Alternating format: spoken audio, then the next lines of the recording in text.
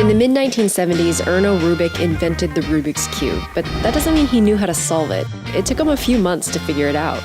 By the time the first World Rubik's Cube Championships were held in 1982, the winner, he could solve the cube in a little less than 23 seconds. And these days...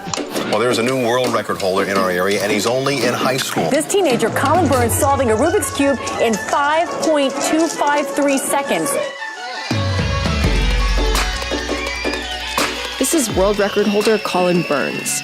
And today, we find out how he did it.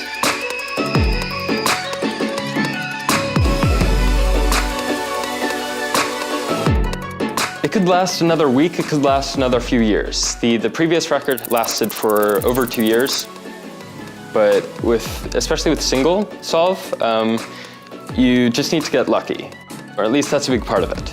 Colin tends to downplay his skills, but it's worth noting there are two types of world records. The way speed cubing competitions work is that volunteers will scramble the cubes according to instructions that are generated by a computer. So the competitors all get the same scramble. They do 5 solves and their 3 middle scores are averaged. So Colin holds the world record for a single solve, but the world record for average is held by a 19-year-old in Australia. Still, Colin's record is a huge deal. At the competition where we met up with him, kids were asking him for autographs. Aren't you the famous Rubik's Cube guy? I forgot your name. He's now being sponsored by a cube company and by a cube retailer, which are paying for him to travel internationally.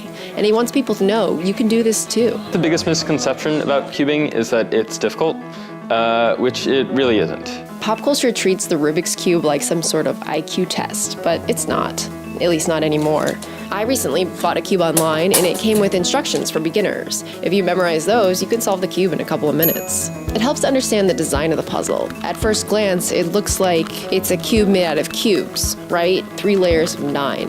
But if you look closer, you'll see there aren't actually any cubes here. So that tells you that the corners will always be corners, the edges will always be edges, and the middle pieces determine the color of that face. Speed cubers will buy special cubes. They can lubricate them and adjust the tension, but the real key to their speed is efficiency. They're looking several moves ahead, and they use fewer moves to get the same result. So there are 43 quintillion possible arrangements for the cube. A few years back, some researchers borrowed computing power from Google to find out that any scramble can be solved in 20 moves or less. They call it God's number, but humans just aren't that good.